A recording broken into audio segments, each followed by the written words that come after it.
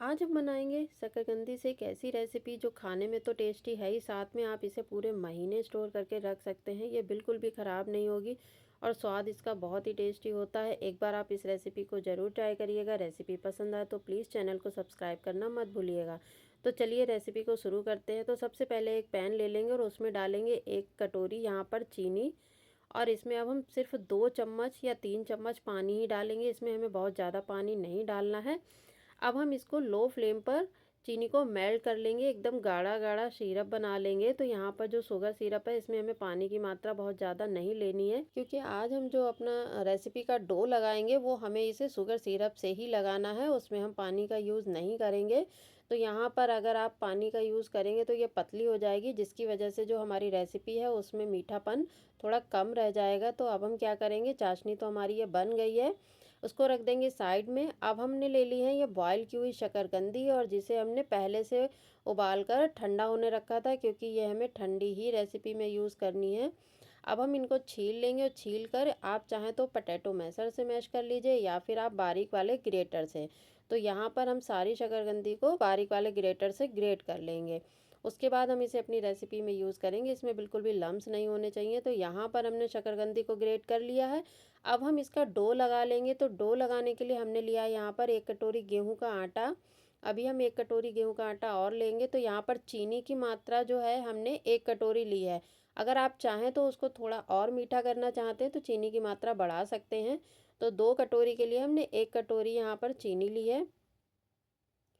अब हम यहाँ पर लेंगे 5 बड़े चम्मच सूजी। आप चाहें तो 1 कटोरी गेहूं का आटा, 1 कटोरी मैदा भी ले सकते हैं, मतलब हाफ हाफ आप कर सकते हैं, आधी मैदा और आधा गेहूं का आटा। अब हम इसमें मोयन के लिए डालेंगे 3 चम्मच ऑयल। तो यहाँ पर हमें कोई बाइंडिंग वाला मोयन नहीं चाहिए, आप चाहें तो यहाँ पर घी का भी यूज़ कर सकते हैं।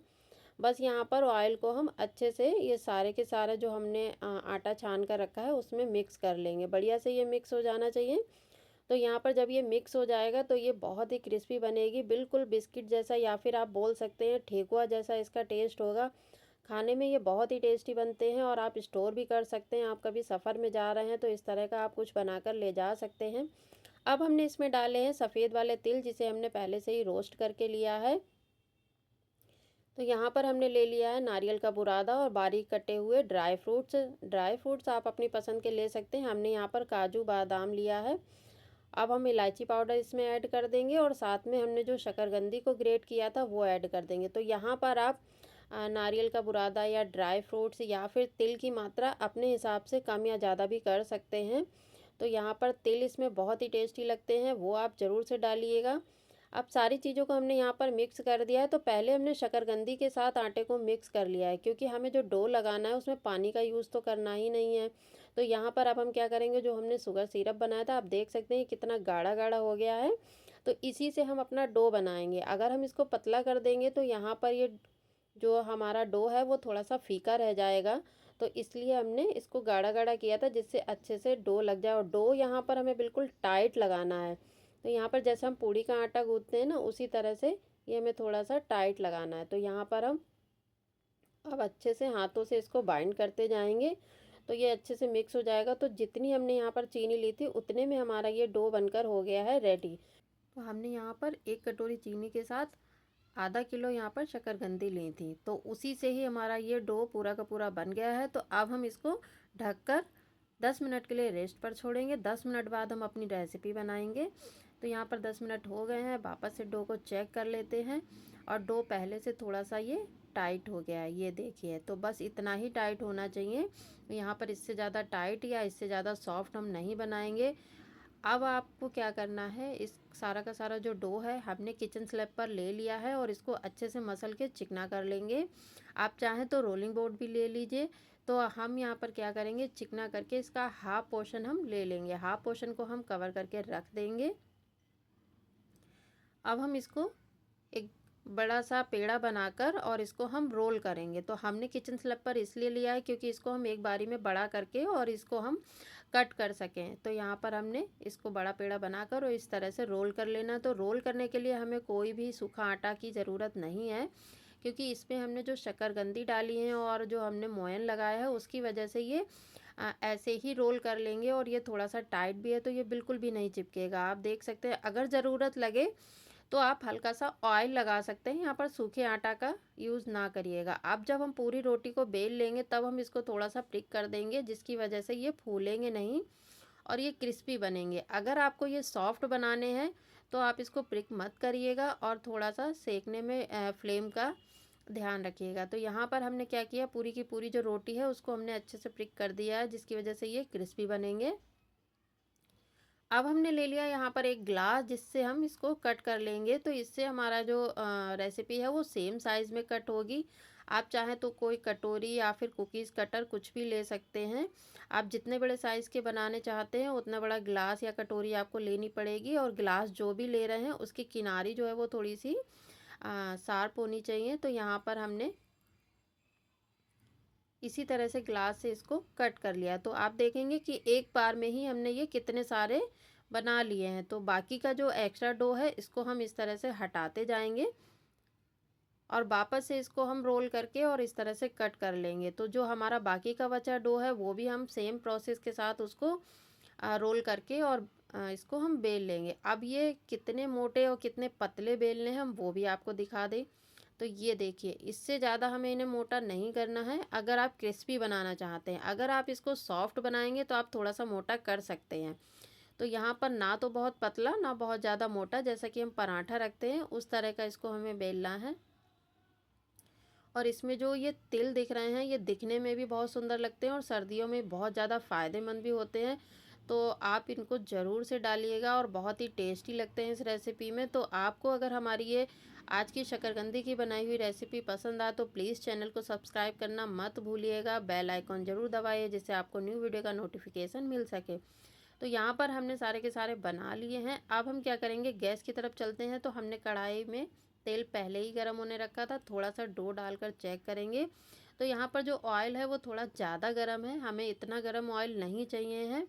तो ऑयल को हमने थोड़ा ठंडा किया है और लो टू मीडियम फ्लेम पर इसको हमें फ्राई करना है। तो अब हम क्या करेंगे, जो हमने अपनी रेसिपी बनाई है उसको हम ऑयल में डाल देंगे और इसमें एक बार में जितने आसानी से सीख पाएँ, जितने आ पाएँ उतने ही हमें डालने हैं, बहुत ज़्यादा एक साथ नहीं डालेंगे।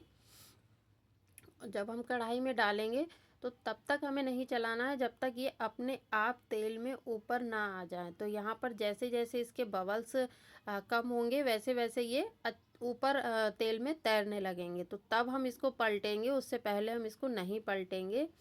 और फ्लेम को मीडियम टू लो ही रखना है, हाई फ्लेम पर इनको हम नहीं फ्राई करेंगे। ये देखिए, ये अपने आप ऊपर तेल में तैरने लगेंगे। तो जब ये इस तरह से हो जाएंगे तब हम इनको पलट देंगे। अब इनको उलट पलट कर हमें इनका लाइट गोल्डन कलर आने तक फ्राई करना है और इनको बहुत हल्के हाथों से ही हम पलटेंगे, क्योंकि जब तक ये तेल में रहेंगे, गरम रहेंगे तो ये बहुत ही सॉफ्ट होते हैं। तो इसलिए हम इसको बहुत हल्के हाथों से ही पलटेंगे और इस तरह से इसको उलट पलट कर बढ़िया कलर आने तक इसको हम इस तरह से फ्राई कर लेंगे। तो ये हमारा एक बैच तो लगभग रेडी ही हो गया है। फ्लेम का ध्यान ज़रूर रखिएगा कि आपको क्रिस्पी बनाना है।